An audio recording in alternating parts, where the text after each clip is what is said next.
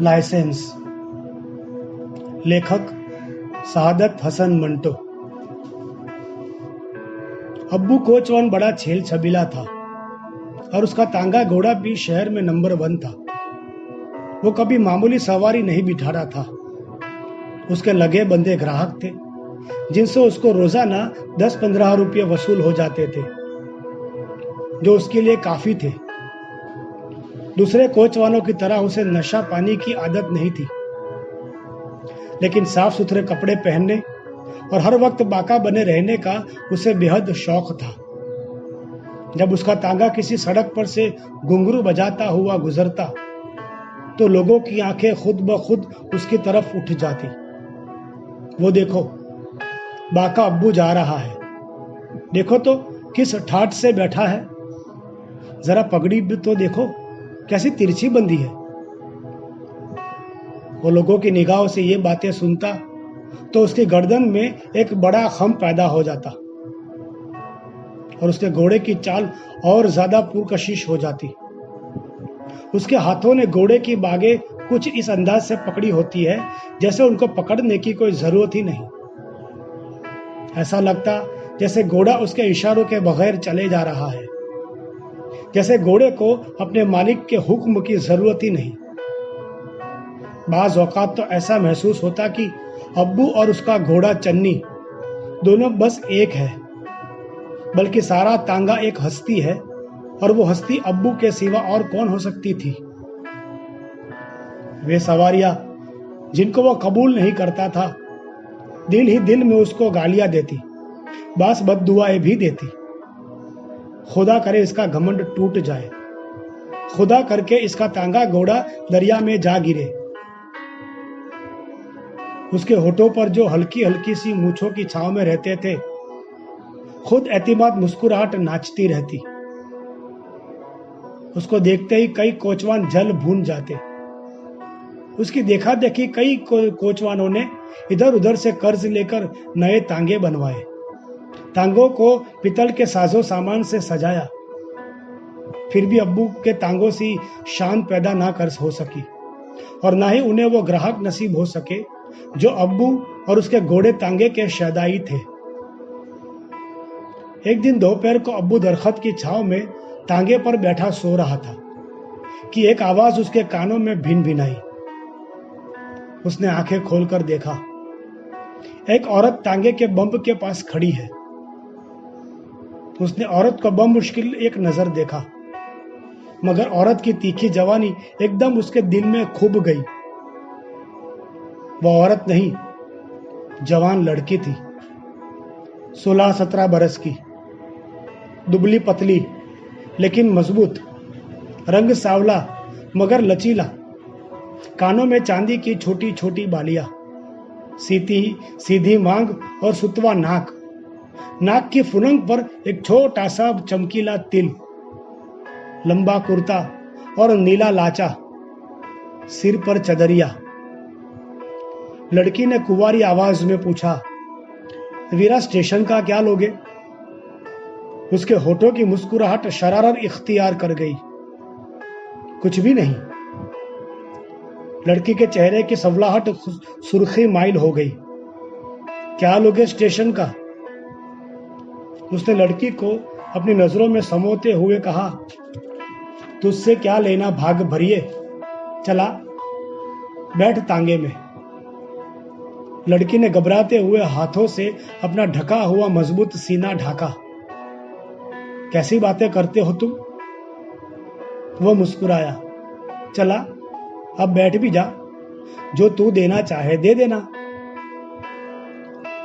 लड़की कुछ देर सोचती रही, फिर पायदान पर पांव रखकर तांगे में बैठ गई। चल जल्दी से स्टेशन ले चल।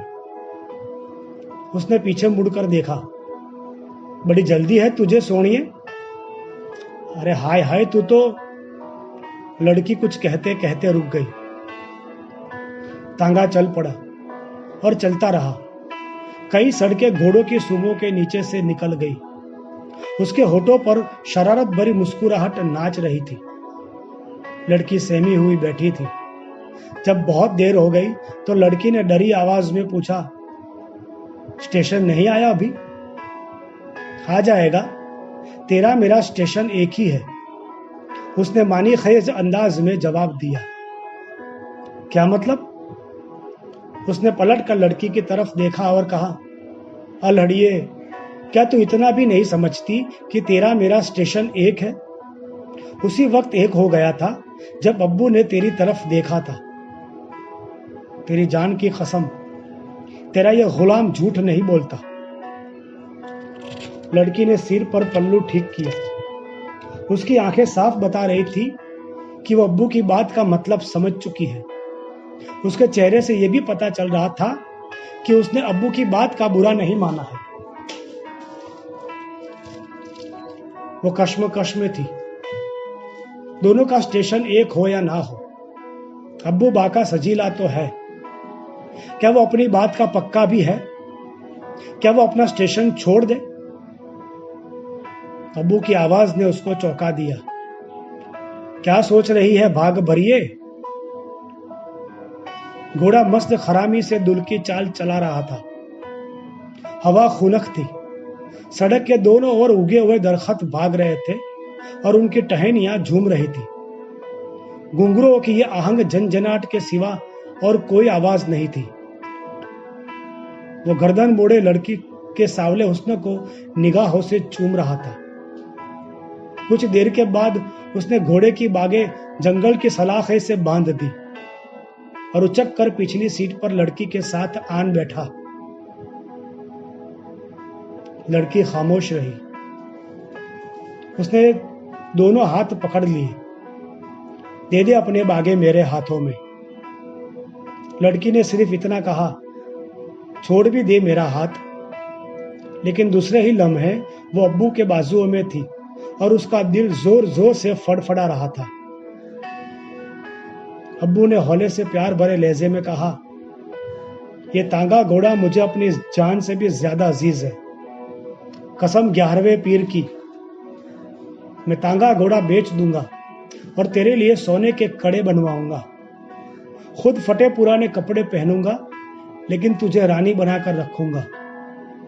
कसम वद्दुल्लाह शरीक की, जिंदगी में ये मेरा पहला प्यार है। तू मेरी ना बनी तो मैं तेरे सामने अपना गला काट लूंगा। उसने लड़की को अपने बाजुओं से हल्के से अलग किया। जाने क्या हो गया है मुझे। चल तुझे स्टेशन छोड़ आऊं। लड़की ने हौले से कहा, नहीं, अब तू मुझे हाथ लगा चुका है। उसकी गर्दन झुक गई। मुझे माफ कर दे, मुझसे गलती हो गई सोनिए। लड़की ने कहा, निभा लोगे इस गलती को? लड़की के लहजे में चैलेंज था, जैसे किसी ने अब्बू से कहा हो, ले जाओगे अपना तांगा उस तांगे से आगे निकाल कर? उसका झुका हुआ सिर उठा। उसकी आंखें चमक उठी। भाग भरिए, ये कहकर उसने अपने सीने पर हाथ रखा। अब्बू अपनी जान दे देगा तेरे लिए। लड़की ने अपना दाया हाथ उठाया। तो ये ले मेरा हाथ। उसने लड़की का हाथ मजबूती से पकड़ लिया। कसम अपनी जवानी की, अब्बू तेरा गुलाम रहेगा।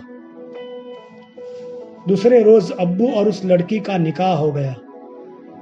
नाम लड़की का इनायत यानी नीति था और वो जिला गुजरात की मोचन थी। वो अपने रिश्तेदारों के साथ आई थी। उसके रिश्तेदार स्टेशन पर उसका इंतजार करते ही रह गए और वो मोहब्बत की सारी मंजिलें तय कर गई। अब्बू और नीति दोनों बहुत खुश थे। न नीति ने चाहा, न अब्बू ने तांगा घोड़ा बेचा, न नीति के लिए सोने के कड़े बने। लेकिन अब्बू ने अपनी जमा पूंजी से नीति को सोने की बालियां खरीद दी और कई रेशमी जोड़े बनवा दिए। नीति के लिए यह भी कम ना था। लश लश करते हुए रेशमी लाचे में जब वो अब्बू के सामने आती तो अब्बू का दिल नाचने लगता। कसम पंजतन पाक की, दुनिया में तुझ जैसा सुंदर और कोई नहीं होगा। वो नीति को अपने सीने के साथ लगा लेता। नीति, तू मेरे दिल की रानी है। दोनों जवानी की मस्तियों में गर्क थे। दोनों गाते, हंसते, फिरते, एक दूसरे की बलाएं लेते हुए दोनों को 1 महीना ही गुजर पाया था कि दफअतन एक रोज पुलिस ने अब्बू को गिरफ्तार कर लिया। नीति भी पकड़ी गई। अब्बू पर अगवा का मुकदमा चला कि नीति नाबालिग थी। नीति की अदालत में साबित कदम रखने के बावजूद अब्बू को 2 बरस की सजा हो गई। जब नीति ने अदालत का हुक्म सुना तो अब्बू के साथ लिपट गई। उसने रोते हुए सिर्फ इतना कहा, मैं अपने माँ बाप के साथ नहीं जाऊंगी, तेरे घर में बैठकर तेरा इंतजार करूंगी। अब्बू ने उसकी पीठ पर थपकी दी, जीती रहे, मैंने तांगा घोड़ा दीने के सुपुर्द कर दिया हुआ है, उसे किराया वसूल करती रहना। नीति के माँ बाप ने बहुत जोर लगाया मगर वो उनके साथ ना गई। थक हार कर उन्होंने नीति को उसके हाल पर छोड़ दिया। नीति अकेले अब्बू के घर में रहने लगी। हर शाम दीना उसे 5 रुपए दे जाता जो उसकी जरूरत के लिए काफी थे। इसके अलावा कुछ थोड़े बहुत रुपये उसने जमा कर रखे थे। हफ्ते में 1 बार अब्बू से उसकी मुलाकात जेल में होती। ये मुलाकात बहुत मुख्तसर होती। उसके पास जितनी जमा पूंजी थी वो उसने अब्बू को जेल में आसाइश से पहुंचाने में खर्च कर दी थी। एक मुलाकात में अब्बू ने उसके बुच्चे कानों की तरफ देखा और पूछा, तेरी बालियां कहाँ गई नीति? वो संतरी की तरफ देखकर मुस्कुराई, गुम हो गई। अब्बू ने कदरे गुस्से होकर कहा, देख नीति, तू मेरा इतना ख्याल ना रखा कर, मैं जैसा भी हूं ठीक हूं। उसने कुछ न कहा और मुस्कुराती हुई चली आई कि मुलाकात का वक्त पूरा हो चुका था। घर पहुंचकर वह बहुत रोई, घंटों आंसू बहाती रही। उस मुलाकात में उसने बड़े जब्त से काम लिया था और मुस्कुराती रही थी। उसने महसूस किया था कि अब्बू की सेहत बुरी तरह गिर चुकी है। वो गिरा दिल अब्बू धुल धुल कर आधा रह गया है। वो उसे पहचान न सकी थी। उसने सोचा कि अब्बू को मेरा गम खा जा रहा है। जुदाई ने अब्बू की ये हालत कर दी है। गम, जुदाई, जेल का घटिया खाना, जेल की कड़ी मशक्कत, इतना कुछ तो उसे मालूम था। ये नहीं मालूम था कि दिक का मर्ज अब्बू को विरसे में मिला है। अब्बू का बाप अब्बू से कई ज्यादा गिराडिल था, लेकिन दीक ने उसे चंद हफ्तों में कब्र के अंदर पहुंचा दिया था।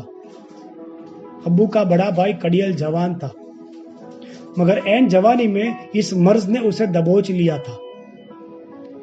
अब्बू इस हकीकत से गाफिल था।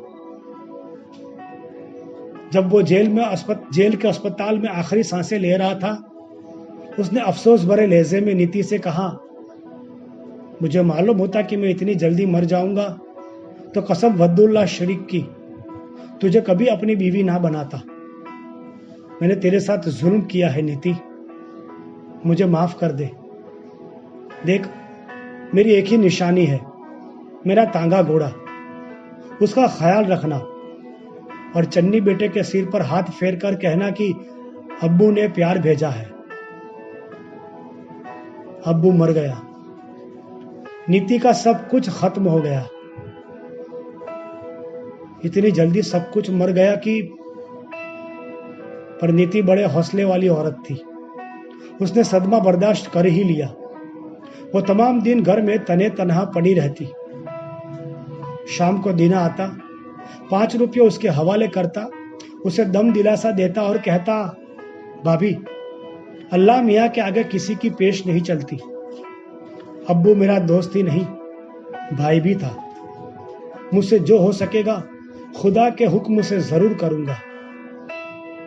जब नीति के इद्दत के दिन पूरे हो गए तो एक दिन दीने ने साफ साफ लफ्जों में नीति से कहा कि वो उससे शादी कर ले। नीति के जी में आया कि वो दीने को धक्के मार कर बाहर निकाल दे, मगर उसने सिर्फ इतना कहा, भाई मुझे शादी नहीं करनी। बस उसी दिन से दीने के रवैये में फर्क आ गया था। वो पहले बिना नागा शाम को 5 रुपये दे जाता था, अब वो कभी कभी 4 रुपये देने लगा, कभी कभी 3, और कभी कहता कि बहुत मंदा है। फिर 2-2, 3-3 दिन गायब रहता। बहाना ये कि बीमार था, इसीलिए तांगा जोत ना सका। तांगे का कोई पुर्जा खराब हो गया था, मरम्मत के चक्कर में सारा दिन बर्बाद हो गया। जब पानी सर से निकल गया तो नीति ने कहा, भाई दीने, अब तुम तकलीफ ना करो, तांगा घोड़ा मेरे हवाले कर दो। कई दिन तक सोचते रहने के बाद नीति ने तांगा घोड़ा अब्बू के एक और गहरे दोस्त मांझे के सिपुर्द कर दिया। चंद महीने के बाद मांझे ने भी शादी की दरख्वास्त की। नीति ने इनकार किया तो मांझे की आंखें भी बदल गई। थक हार कर नीति ने तांगा घोड़ा एक अनजाने कोचवान के हवाले कर दिया। एक शाम वो अनजान कोचवान पैसे देने आया तो नशे में धुत था। उसने ड्योढ़ी में से कदम रखते ही नीति पर हाथ डालने की कोशिश की। नीति ने उसको खरी खरी सुनाई और उसे घर से बाहर निकाल दिया। नीति अजीब उलझन में गिरफ्तार थी। 8-10 रोज से तांगा घोड़ा बेकार तबेले में पड़ा हुआ था। घास दाने का खर्च एक तरफ तो तबेले का किराया दूसरी तरफ। कोचवान थे कि कोई शादी की दरख्वास्त करता था, कोई उसकी इस्मत पर हाथ डालने की कोशिश करता था और कोई पैसे मार लेता था। नीति सोच सोच कर पागल हो गई।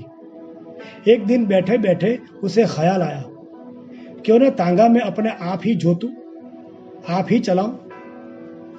जब वो अब्बू के साथ घूमने के लिए निकला करती थी तो तांगा वो खुद ही चलाया करती थी। शहर के रास्तों से भी वो वाकिफ थी। फिर खुद ही उसने अपने सवाल का जवाब दिया, क्या औरतें मेहनत मजदूरी नहीं करती? दफ्तरों में जाने वाली औरतें, कोयला चुनने वालियां, घरों में बैठकर भी तो हजारों औरतें काम करती है। इसमें हर्जी क्या है? फिर पेट ही तो किसी हीले से पालना है। उसने कुछ दिन सोच विचार किया और आखिर में फैसला कर लिया कि तांगा वो खुद चलाएगी। उसको खुद पर पूरा एतमाद था। एक दिन अल्लाह का नाम लेकर वो तबेले में पहुंच गई। उसने पीतल का साजो सामान चमकाया, घोड़े को नहलाया धुलाया और खूब प्यार किया। तांगा जोतने लगी तो सारे कोचवान हक्का बक्का रह गए। अभी सारे कोचवान हैरत ज़्यादा थे कि वो अब्बू से दिल ही दिल में प्यार की बातें करती हुई तबेले से बाहर निकल गई। उसके हाथ रवा थे, जैसे वो तांगा चलाने के फन पर हावी हो। शहर में तहलका बरपा हो गया कि एक खूबसूरत औरत तांगा चला रही है। हर जगह इसी बात का चर्चा था। लोग सुनते थे और उस वक्त का इंतजार करते थे जब नीति और उसका तांगा सड़क पर से गुजरेगा। शुरू में तो सवारियां नीति के तांगों में बैठने से झिझक की, मगर चंद ही दिनों में उसकी यह झिझक दूर हो गई। अब एक भी मिनट के लिए नीति का तांगा खाली ना रहता। इधर एक सवारी उतरती तो उधर दूसरी सवारी बैठ जाती। कभी कभी तो सवारी आपस में लड़ने झगड़ने लगती कि सवारी ने पहले नीति को किसने बुलाया। नीति को खूब आमदन हो रही थी। उसने महसूस किया कि तांगा दिन भर चलता है, ना उसको और न अब्बू के चन्नी को सुस्ताने को कोई वक्त मिलता है। उसने सोच समझ कर तांगा जोतने का समय मुकर्रर कर लिए। वो सुबह 7 बजे से 12 बजे तक और दोपहर को 2 बजे से शाम 6 बजे तक तांगा जोतने लगी। अब आराम भी मिलने लगा, आमदन तो थी ही। वो जानती थी कि बेशतर लोग सिर्फ उसकी कुर्बत हासिल करने के लिए उसके तांगे में बैठते हैं। वे बेमकसद उसे तांगा इधर उधर घुमाने के लिए कहते। तांगे में बैठकर आपस में गंदे गंदे मजाक करते, उसको सुनाने के लिए अजीब अजीब बातें करते हैं। वो अक्सर महसूस करती कि वो खुद तो नहीं बेचती, लेकिन लोग चुपके चुपके से उसे खरीद लेते हैं। वो ये भी जानती थी कि शहर के सारे कोचवान उसको बुरा समझते हैं। इन तमाम एहसासात के बावजूद वो मुख्तरिब नहीं थी। अपनी एतमादी के बायस वो पुरसुकून थी। एक दिन शहर की कमेटी ने उसको बुलाया और कहा, तुम तांगा नहीं चला सकती। उसने पूछा, जनाब मैं तांगा क्यों नहीं चला सकती? लाइसेंस के बगैर तुम तांगा नहीं चला सकती। अगर तुमने लाइसेंस के बगैर तांगा चलाया तो तुम्हारा तांगा घोड़ा जब्त कर लिया जाएगा और औरत को तांगा चलाने का लाइसेंस नहीं मिलता। शहर की कमेटी ने जवाब दिया। उसने कहा, हुजूर आप मेरा तांगा घोड़ा जब्त कर ले, पर मुझे यह बताए कि औरत तांगा क्यों नहीं चला सकती? औरत खर्चा चलाकर कमा सकती है। औरतें कोयला चुन चुन कर अपनी रोटी पैदा कर सकती है। मैं तांगा चलाकर पेट क्यों नहीं भर सकती? मुझे और कोई काम करना आता ही नहीं और तांगा घोड़ा मेरे खाविंद का है। मैं उसे क्यों नहीं चला सकती? हुजूर आप मुझ पर रहम करें। अब मुझे मेहनत मजदूरी से क्यों रोकते हैं? मैं अपना गुजारा कैसे करूंगी? बताइए हुजूर। शहर की कमेटी ने जवाब दिया, जाओ बाजार में जाकर बैठ जाओ, वहां कमाई ज्यादा है। नीति के अंदर की जो नीति थी वो जलकर राख हो गई। उसने हौले से अच्छा जी कहा और चलती बनी। उसने औने पौने दाम पर तांगा घोड़ा बेचा और सीधी अब्बू की कब्र पर गई। एक लहजे के लिए वो खामोश खड़ी रही। उसकी आंखें बिल्कुल खुश्क थी, जैसे बारिश के बाद चिलचिलाती धूप ने सारी नमी चूस ली हो। फिर उसके भींचे हुए होठ वाह हुए और वो अब्बू से मुखातिब हुई, अब्बू आज तेरी नीति कमेटी के दफ्तर में मर गई। उसने दूसरे दिन शहर की कमेटी के दफ्तर में अर्जी दी और उसको अपना जिस्म बेचने का लाइसेंस मिल गया। वो लाइसेंस को देखती हुई कमेटी के दफ्तर के बाहर आई और बाजार में जाकर खड़ी हो गई।